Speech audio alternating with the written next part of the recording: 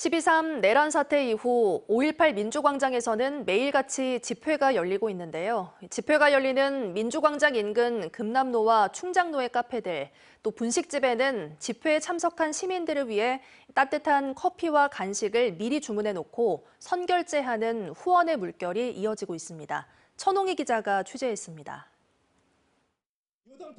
윤석열 대통령 탄핵 표결이 있기 하루 전인 지난주 금요일, 5.18 민주광장 근처 카페에 20대 여성이 전화를 걸었습니다.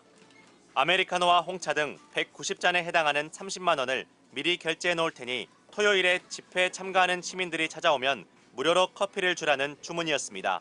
겨울에 추우니까 다들 거기 오래 서 계시면 힘들잖아요. 그래서 이제 따뜻한 거 있으면 몸이라도 좀 녹일 수 있으니까.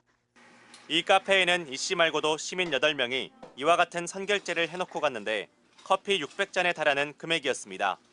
집회에 참석하지 못해서 커피나 따뜻한 차로라도 후원하고 싶다고 이렇게 말씀하셨고요. 주로 20대, 30대 분들이 대부분이셨고 고등학생도 한 분 있으셔서 인터넷에서 많은 분들이 시위에 참여하지 못하는 분들도 이렇게 금전적으로 많이 도와주셔서 윤석열 탄핵 촉구 집회에 참석하는 시민들을 위한 나눔 열기는 이 광장 주변 가게로 더 번지고 있습니다. 또 다른 카페에서는 커피 300잔, 근처 식당에서는 만두 100판이 미리 결제됐습니다. 또 다른 시민은 저녁 시간대 집회가 열리는 만큼 집회 참가자들을 위한 김밥 100주를 주문해 놓기도 했는데 가져가는 시민들도 선결제를 해놓고 가는 사람들만큼이나 멋있었습니다. 그 손님들이 뭐 집회라고 말씀하시거나 민주주의라고 말씀하시거나 그러면 여기 준비해놨다 가져가셔라. 근데 3줄 다 안 가져가시고 다음 사람 위해서 좀 남겨둘게요 이러면서 한 줄, 2줄만 가져가시는 분들도 있었어요.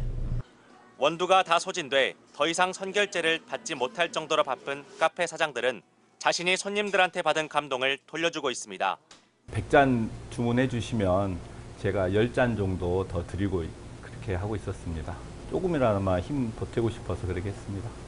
추운 날씨에 시국 걱정에 모두가 힘든 날을 보내는 와중에 생겨난 선결제 스토리가 시민들의 마음을 따뜻하게 해주고 있습니다.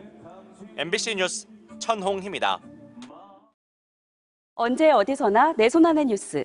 광주 MBC 뉴스 유튜브 구독으로 함께하세요.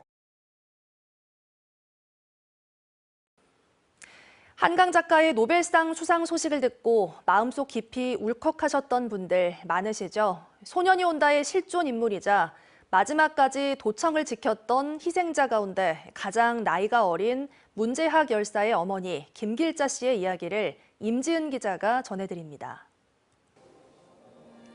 저는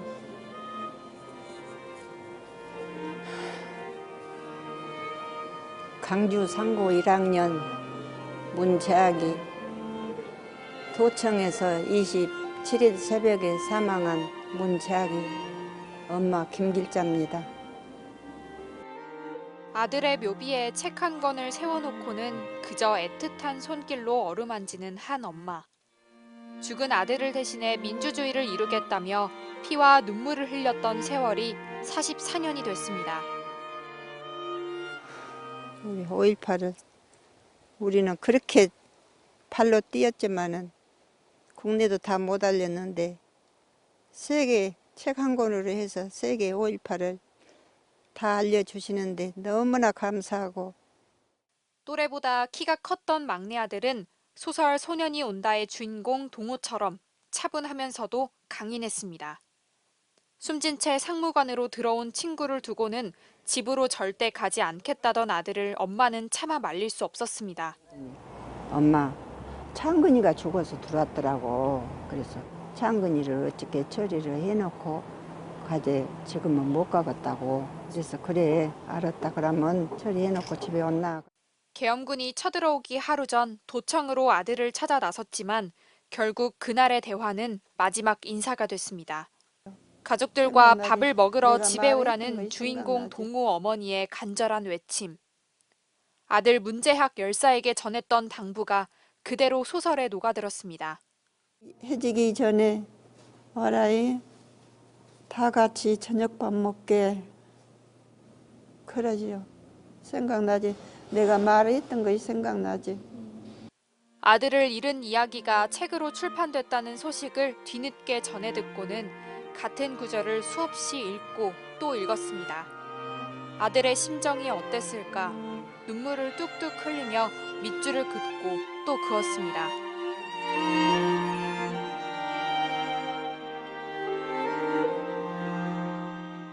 (5월 27일) 새벽 최후의 순간까지 아들이 지켜내고자 했던 옛 전남도청을 다시 한번 찾았습니다.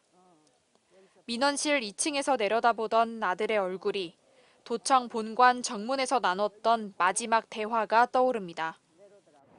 이렇게 자식을 못 데리고 온 짜잔한 엄마 아버지가 됐다고 그때 손을 꺾고라도 왔으면은 그래도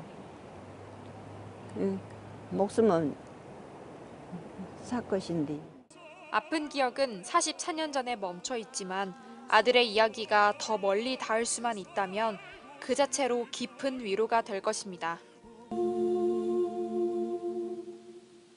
재아가 엄마 안 보고 싶었어?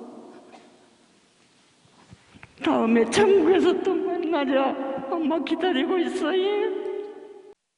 MBC 뉴스 임진입니다. 언제 어디서나 내 손 안의 뉴스. 광주 MBC 뉴스 유튜브 구독으로 함께하세요.